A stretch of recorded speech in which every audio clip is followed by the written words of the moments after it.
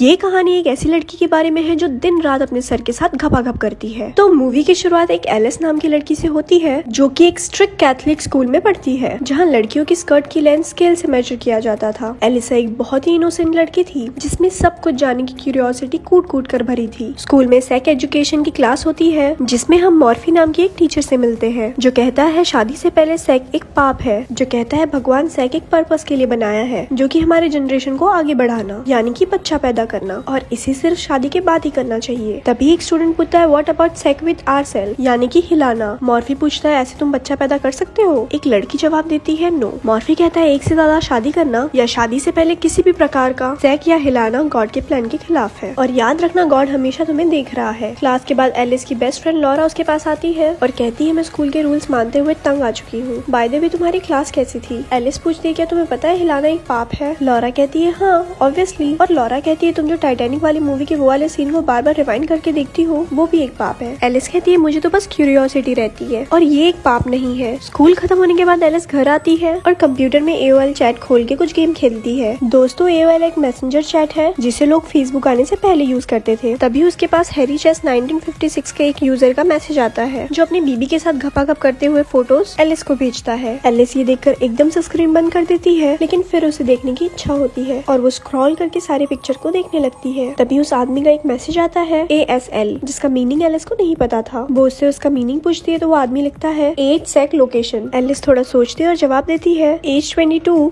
लड़की और location Iowa. फिर वो आदमी उससे फोटो मांगता है तो एलिस अपनी दोस्त की एक फोटो भेज देती है। वो आदमी रिप्लाई करता है कि तुम काफी सुंदर हो। फिर वो उसे कुछ एडल्ट मैसेज भेज के गंदी बातें करने लगता है। एलिस को काफी सारी चीजों की मीनिंग नहीं पता थी पर उसके फेस पे हम क्यूरियोसिटी साफ देख पा रहे थे। फिर वो आदमी उसे एक और गंदी पिक भेजता है और पूछता है आर यू टचिंग योरसेल्फ? तभी एलिस की क्यूरियोसिटी और भी बढ़ जाती है और वो अपने स्कर्ट के अंदर हाथ डालती है और उसे थोड़ा अजीब महसूस होता है। तभी अचानक उसकी माँ की आवाज आती है तो वो कंप्यूटर बंद करके वहाँ से चली जाती है। नेक्स्ट डे स्कूल में लंच के दौरान बेथ नाम की एक लड़की एलिस के पास आती है और उसे कहती है कि मैं बिलीव नहीं कर सकती कि तुमने लॉरा की पार्टी में वेट के सैलेड टॉस किया है। ये सुनकर लॉरा भी शॉक हो जाती है और पूछती है क्या सच में तुमने मेरी पार्टी में तुमने वेट के सैलेड टॉस किए हैं? एलिस कहती है नहीं मुझे तो इसकी मीनिंग भी नहीं पता। दोस्तों मैं तुम्हें आगे वीडियो में बताऊंगी वेट के सैलेड टॉस करना क्या होता है। बेथ कहती है कि सारे स्कूल में ये रूमर फैल गया है और वेट की गर्लफ्रेंड हैदर उससे काफी अपसेट है। लॉरा कहती है वो सब छोड़ो तुम मेरे पार्टी में आए क्यों नहीं थे? बेथ कहती है लास्ट वीकेंड में स्कूल की तरफ से एक रिट्रीट पे गई हुई थी जो कि काफी स्पिरिचुअल था और उसके बाद मेरी लाइफ पूरी तरह से बदल गई है और तुम्हें भी वहाँ जाना चाहिए। ये कह के वो वहाँ से चली जाती है। उसके बाद एलिस एक चॉकलेट रैपर निकाल के उसे चाटने लगती है जिसे देख के कुछ लड़के हंसने लगते हैं। एलिस उन्हें घूरने लगती है और वहाँ से उठ के चली जाती है पर तभी उसके सामने वेड और हैदर आते हैं और उसे एक एंग्री लुक देते हैं और कहते हैं डिस्गस्टिंग। एलिस को उस AOL चैट के बाद उसके मन में एक गिल्ट था इसीलिए वो लॉरा के साथ उस री-ट्रिप पे जाने के लिए साइन अप करती है। वहाँ पहुँचने के बाद एलिस एक लड़के को देख के पूछती है कि ये कौन है? लॉरा कहती है तुम मजाक कर रही हो, तुम इसको नहीं जानती?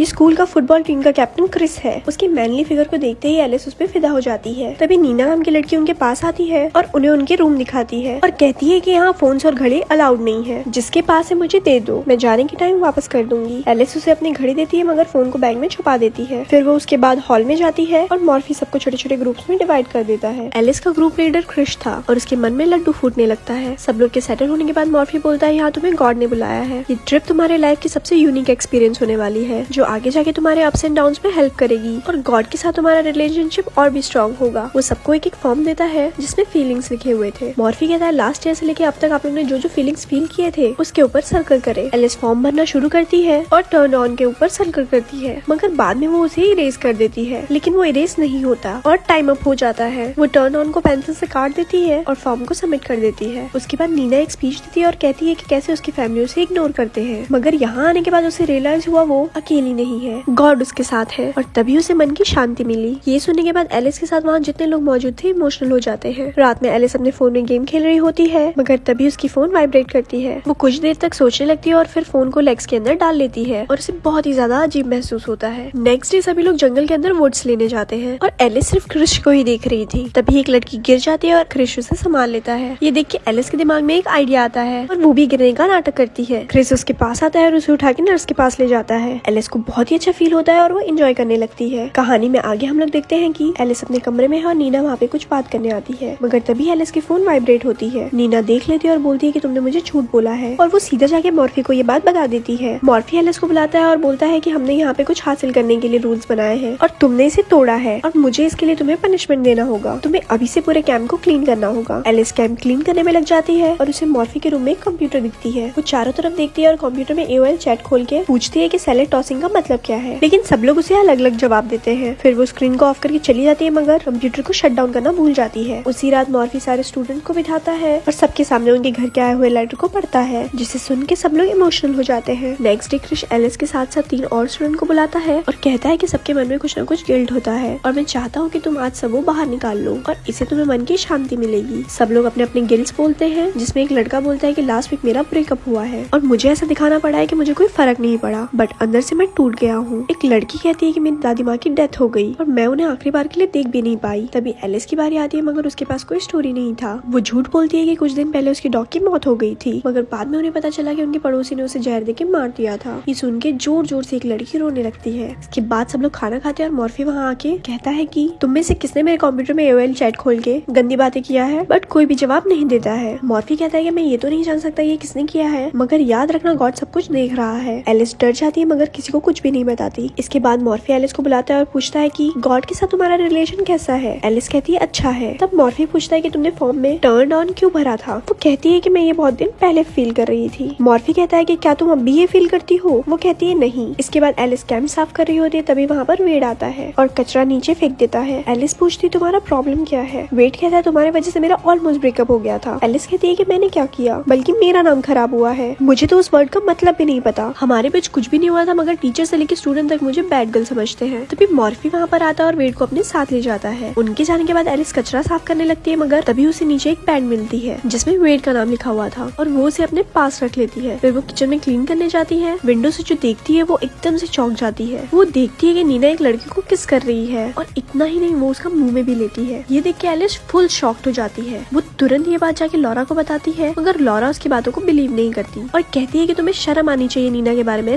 झूठी अफवाह फैलाते हुए, और कहती है मुझे बताओ तो तुम्हारा कुत्ता कब मरा। एलिस कहती है कि वहाँ सबके पास कुछ न कुछ स्टोरीज था, लेकिन मेरे पास कुछ भी नहीं था, तो मेरे मुंह में जो भी आया मैंने कह दिया। लॉरा कहती है कि तुम झूठी हो और मुझे पक्का लगता है कि तुमने ही टीचर के कंप्यूटर से आइडल चैट किया है, और कहती है तुमने ही सैलेड को टोस्ट किया होगा। एलिस कहती है मेरी यकीन करो ये सब सच नहीं है, लेकिन लॉरा वहाँ से चली जाती है और एलिस उदास हो जाती है। उसके बाद एलिस जब किचन साफ कर रही थी तब उसे एक आइडिया आता है। तब वो वेड के बैंड लेके मॉर्फी के कंप्यूटर के पास रख देती है। तभी मॉर्फी वहाँ पर आता है। एलिस पीछे छुप जाती है। मॉर्फी अपना कंप्यूटर खोलता है और गंदी वीडियो देख के अपना हिलाने लगता है। एलिस जब देखती है अपनी आंखों पे बिलीव नहीं कर पाती और अपनी आंखें बंद कर लेती है। नेक्स्ट सीन में क्रिश एलिस से मिलता है और उसका उदास चेहरा देख के पूछता है कि क्या हुआ, तुम उदास क्यों हो, क्या तुम्हें बात करना है। वो दोनों एक टेबल के ऊपर बैठते हैं, मगर अचानक से उन दोनों के बीच लवलवाटा शुरू हो जाता है। मगर क्रिश खुद को संभाल लेता है और उसे दूर हटा के कहता है कि तुम क्या कर रही हो, ये गॉड के प्लान के खिलाफ है, और वहाँ से भाग जाता है। एलिस बहुत ही ज्यादा उदास हो जाती है। रात को जब सब प्रेयर्स कर रहे होते हैं तब एलिस चुपके से वहाँ से निकल जाती है और पास के एक बार में जाती है। वहाँ वो बार के ओनर गीना से मिलती है, जो उसका उदास चेहरा देख के पूछती है क्या हुआ। एलिस कहती है ऐसा क्यों होता है, लोग जो होते हैं वो दिखाते नहीं और एक फेक इमेज बना के चलते हैं। गीना कहती है कि आजकल सबकी प्रॉब्लम है। एलिस कहती है मैं छोटी छोटी गलतियां करने से डरती हूँ क्योंकि मुझे डर है कि इससे मैं हेल में जाऊंगी। गीना कहती है कि बचपन में मैं भी एक स्ट्रिक्ट कैथलिक स्कूल में पढ़ी थी और मुझे पता है कि तुम कैसा फील कर रही हो। फिर दोनों कुछ और बातें करते हैं और एलिस को थोड़ा अच्छा महसूस होता है। फिर गीना कहती है कि चलो मैं तुम्हें ड्रॉप कर देती हूँ। जाते टाइम एलिस पूछती है कि तुम्हें पता है सैलेड टॉस का मतलब क्या है। ये सुन के गीना हंसने लगती है और कहती है कि उसका मतलब किसी का पिछवाड़ा चाटना होता है। ये सुनकर एलिस थोड़ी हैरान हो जाती है और रूम में वापस आ जाती है। नेक्स्ट मॉर्निंग जब सब लोग ब्रेकफास्ट कर रहे होते हैं तब मॉर्फी आके वेड को अपने साथ ले जाता है। तभी लॉरा एलिस के पास आती है और कहती है कि सॉरी, मुझे लगा था कि तुमने टीचर के कंप्यूटर से गंदी चैटिंग की है, मगर सच तो ये है कि वो वेड था, उसका बैंड कंप्यूटर के पास मिला, प्लीज मुझे माफ कर दो। एलिस कहती है कोई बात नहीं। लॉरा कहती है कि तुम्हें ये बात पता है कि वेड एक मीठा है। एलिस कहती है क्या, बट उसकी तो एक गर्लफ्रेंड है। लॉरा कहती है लेकिन उसने अब तक उसके साथ घपाघप नहीं किया और ये बात छुपाने के लिए उसने तुम्हारे बारे में सैलेड टॉसिंग का रूमर फैलाया था। तभी वेड वापस आता है और सबके सामने कहता है कि प्लीज गॉड मेरी गलतियों के लिए मुझे माफ करो। तभी मॉर्फी कहता है कि अगर तुम में से किसी को कुछ कहना है तो यहाँ के कह सकते हो। तब एलिस में हिम्मत आ गई थी और वो उठ के सबके सामने जाती है। वो कहती है कि बीइंग इन हाई स्कूल सक्स। यहाँ सब लोग बातें तो बना लेते हैं लेकिन इसका मतलब ये नहीं कि जो कुछ भी तुम सुनते हो वो सच है। बहुत हर्ट होता है जब लोग तुम्हारे बारे में झूठी अफवाह फैलाते हैं। बहुत अकेला और खाली फील होता है और इसकी वजह से कभी कभी हम ऐसा काम कर देते हैं जो हम सोच भी नहीं पाते। यहाँ सबके पास सीक्रेट्स है। क्या बिगड़ जाएगा अगर सब लोग सबके साथ ऑनेस्ट रहे और सबकी चॉइसेस को रिस्पेक्ट करे। गॉड भी तो यही चाहते हैं और मे बी इसके बाद हम लोग के मन में कोई गिल्ट नहीं रहेगा कि असल में हम लोग अंदर से क्या है। ये कह के वो वहाँ से चली जाती है और पूरा माहौल एकदम से शांत हो जाता है। इसके साथ वो रिट्रीट खत्म होती है और सब लोग अपने अपने घर वापस आते हैं। अगले दिन एलिस स्कूल जाती है और क्रिश उसे देख के छुप रहा था। एलिस उसके पास जाके कहती है कि मुझसे छुपने की जरूरत नहीं है, क्योंकि जो लास्ट टाइम हुआ वो आगे नहीं होगा। क्या हम लोग एटलीस्ट दोस्त बन सकते हैं? क्रिश बोलता है क्यों नहीं। फिर वो मॉर्फी के पास जाती है अपनी गिल्ट शेयर करने और कुछ इधर उधर की बातें करती है। मॉर्फी कहता है कि तुम्हें कुछ और शेयर करना है। वो कहती है एक्चुअली हाँ, मुझे एक बात बतानी है जो मैंने रिट्रीट पे देखा था। मैंने एक वीडियो देखा था जिसमें 2 लोग घपाघप कर रहे थे। मॉर्फी को समझ आ जाता है कि एलिस किस वीडियो की बात कर रही है। वो पूरे कॉन्फिडेंस से कहती है कि मुझे पता है कि ऐसा वीडियो देखना पाप है, मगर फिर भी मैंने उसे देखा। क्या इसके लिए गॉड मुझे माफ करेंगे? ये सुनकर मॉर्फी जरा घबरा जाता है और कहता है कि मुझे नहीं पता, ये गॉड और तुम्हारे बीच का बात है। फिर वो उसे प्रेस करता है। इसके बाद एलिस खुशी से घर आती है और टाइटैनिक मूवी का कार वाला सीन देखती है और वो अपने मौत के कुएं में हाथ डालती है, मगर इस बार उसके मन में कोई भी गिल्ट नहीं था। और इसी के साथ मूवी यहीं पर खत्म हो जाती है। ऐसी और स्टोरीज सुनने के लिए हमारे पेज को लाइक करें। धन्यवाद।